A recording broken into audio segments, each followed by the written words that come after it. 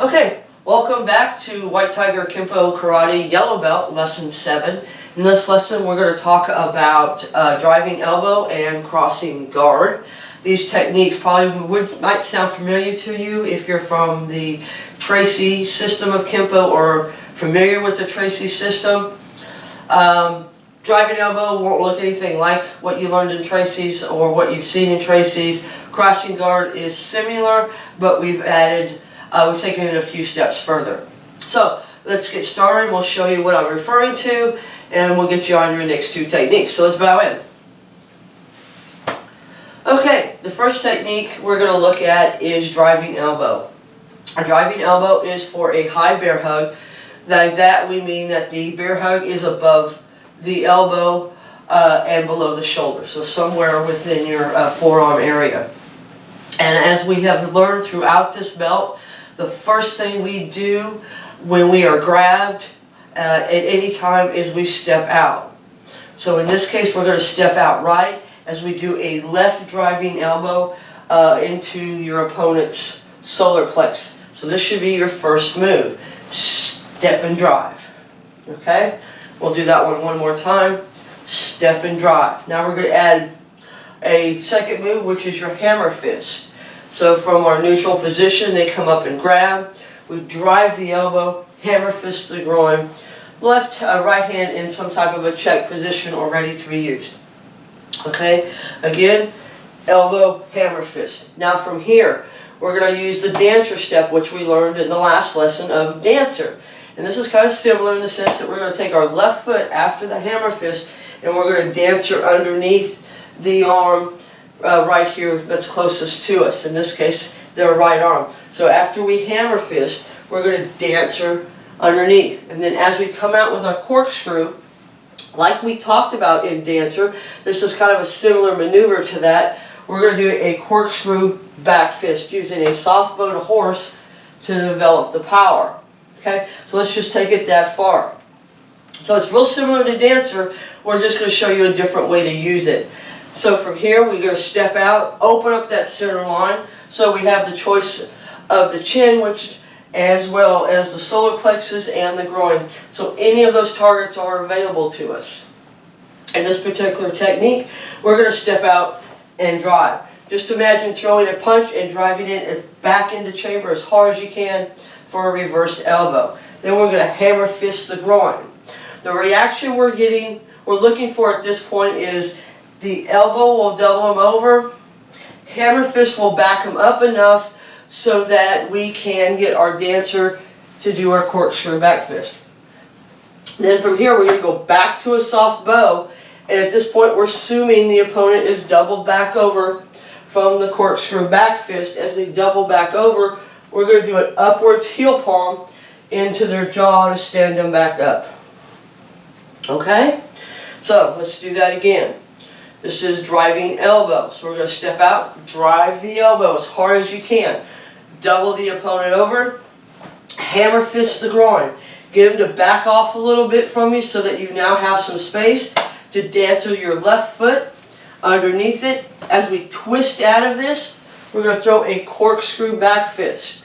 Now, a corkscrew back fist is basically a back fist, like we learned about in Chinese sword, but we're going to rotate it over. Okay? So we're not already in position and throwing it. Our hand is down, and we're going to rotate that hand over. The elbow is pointed towards the camera. The hand is pointed towards them. So as we come out, we're going to throw a corkscrew back fist right into the solar plexus or the rib cage area, trying to double them over. We're going to go back to a soft bow and heel palm to stand them back up. Okay, again, from our neutral stance, it's a high bear bug, so that means we have the use of our arms. We're not pinned like this. Okay, so we're going to drive that elbow back as hard as we can, aim right for that solar plexus. Hammer fist the groin as they double over. Left foot dancers to about the 4 o'clock position. As we come out and underneath the arms, we're going to rotate out with a corkscrew back fist. So we're now facing the 6 o'clock position. Corkscrew back fist right to the solar plexus. Left hand in a check position. drop back to soft bow, heel palm to stand them back up. Okay?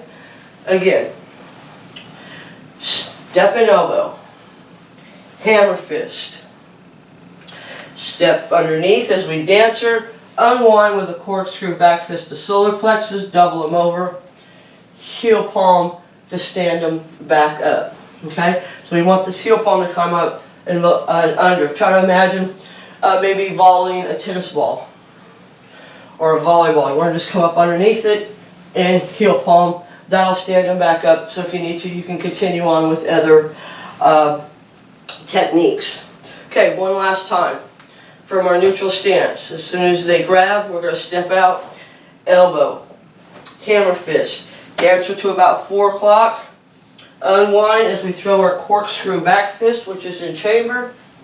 As we do almost a reverse soft bow to get the power in it. Then we're going to come back into a left soft bow, stand them back up as we kind of stand up a little bit ourselves as we strike. Okay? So you're going to stand them right back up. The left hand is just pretty much in check. And that's driving elbow. The next technique is called crossing guard. Now a lot of you there again who are familiar with Tracy's or seen Tracy's videos may have seen this technique. It's in orange belt in Tracy's. And they just do the first part of the technique, and we added more to it, and we moved it back into, or not back to, but we moved it to yellow belt because we thought that's a little bit better place for it to, for a student to learn this, as it's familiar with some of the other techniques we've been doing. So crossing guard is an offensive motion. Now what does that mean? That means that you've got someone standing here off to the side of you, and for whatever reason you feel that this person is a threat or will become a threat. So you want to initiate the attack before they have a chance to. Now this technique will work even if they've grabbed you. Okay, that grab's really going to not affect the technique. So you could still use it. But basically it's for an offensive motion. Someone's just standing there, for whatever reason you feel the threat, and you want to initiate to get the advantage over the opponent. So what we're going to do is we're going to do a twist stance. We're going to take our left foot, step to about 3 o'clock in front of our right with our left hand in check. Right hand is right here at midsection, ready to strike. So let's just do that one a few times. Step, check, here. Okay? My knee and everything is pointing to the 12 o'clock position, so this will allow me to unwind. Okay, one more time.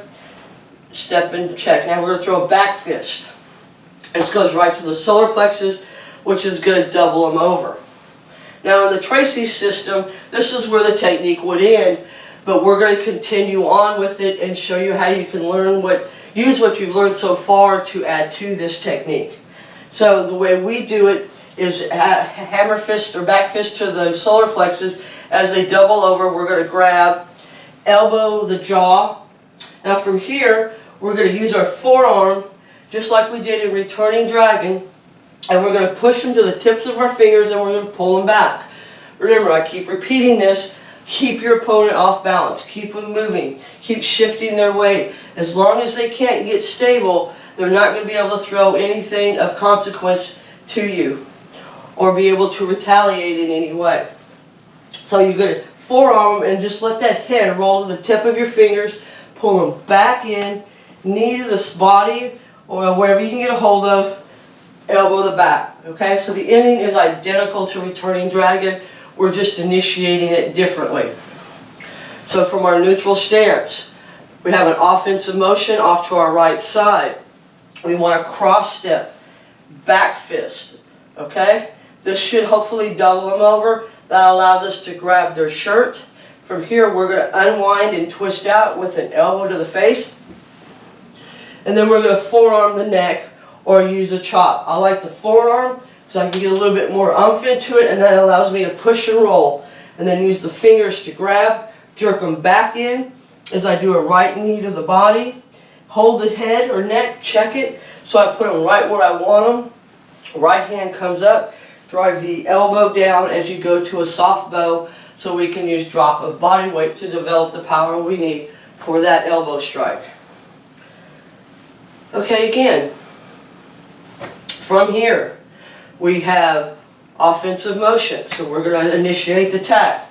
We're going to do this, and this is one way we can gain distance. Okay, if I move here, the hand is right here, but if I cross step, I gain a little bit of distance. Okay, so this cross step may be small, or this cross step may be a little wider, depending on how much distance you're going to gain between you and your opponent. Now be careful not to go too wide, because you don't want to come out in a real low horse stance, because then you're going to have to readjust your stance in order to continue on with the technique. So you want to make sure that your twist stance is no farther than a fighting stance width apart when you would twist out of it. Excuse me. So again, back fist to the solar plexus, left hand in check. Twist stance, up on the ball of my foot, front toes are pointed towards noon. After I've done the back fist to the solar plexus, they're going to double over. I'm going to counter grab their shirt, whenever I get a hold of, and unwind as I strike the head. So I'm going to use circular power to strike. Then I'm going to forearm them and push them as I hook them into my fingers and drive them back into my knee. Step out into a fighting or square horse stance. Check the neck. It's easier to control someone by the neck than anywhere else. So if you can get a hold of that neck, you can really control where they're at and put them where you want. Okay, don't be out reaching. Put them right here at about waist level. Bring the arm up and drive a downward elbow into the spine as you go to a soft bow. Okay, and that's crossing guard. So we have learned the next two techniques, which were driving elbow, which is for a high bear hug, reverse elbow, hammer fist. Okay, this should be boom boom, real quick. Okay, from here, the reaction we want is double over, back off a little bit.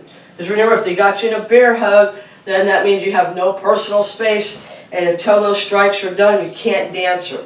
So you have to make sure you really drive that elbow and hammer fist that groin to push them back. Left foot steps to 4 o'clock, left hand in check, right hand in chamber here as we unwind into a corkscrew back fist to the solar plexus. Back to soft bow, heel palm to stand them back up. That's driving elbow. So let's do that one more time, and then we'll review the next technique. So, high bear hug, elbow, hammer fist, dancer, unwind, corkscrew, back fist, back to soft bow, heel palm to stand them back up. Okay, now we have crossing guard, offensive motion from the side. Your opponent here is going to be a threat at some point, and you want to get ahead of the fight. Sorry, I'm having allergy problems. Left foot steps to the 3 o'clock position into a twist stance as your left hand becomes check. Your right hand will be set right here, just above your belt, right around your midsection. Then you're going to back fist. We want them to double over at this point so we can grab, because we don't want to reach. And we want to unwind as we pull them in to our elbow. Forearm, push them away, pull them back in. Knee the body. Step out, drop the soft bow as we elbow the back. Okay, those are your next two techniques. Sure, it should be now at technique 14, I believe. So you're almost halfway, almost halfway to your finishing of yellow belt. As always, if you have any questions, feel free to contact me through the comments or chat section on Patreon, and I'll get back to you as soon as I possibly can. Until then, keep up the good work, and we'll see you in the next lesson.